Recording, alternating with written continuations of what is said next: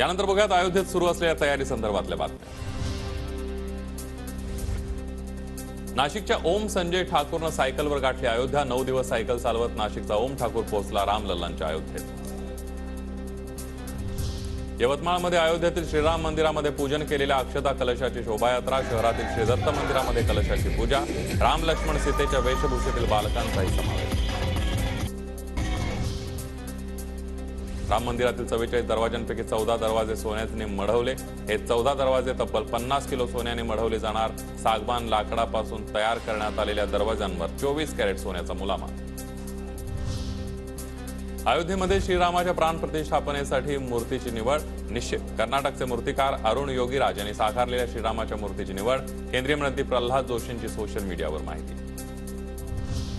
अयोध्येतल्या लता मंगेशकर चौकामध्ये फोटो काढण्यासाठी मोठी गर्दी। मोदींनी या ठिकाणी फोटो काढल्यानं लोकांचाही प्रतिसाद। मुख्य मार्गांवर आतापासूनच बॅरिकेडिंग, पर्यायी मार्गाने वाहतूक वळवली।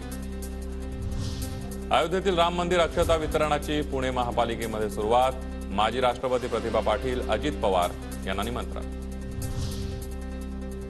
भाजपकडून अयोध्या @होम उपक्रमाचं आयोजन। उपमुख्यमंत्री देवेंद्र फडणवीस, रोहित शेट्टी आणि बावनकुळे यांच्या हस्ते रामाच्या मूर्तीची प्राणप्रतिष्ठा।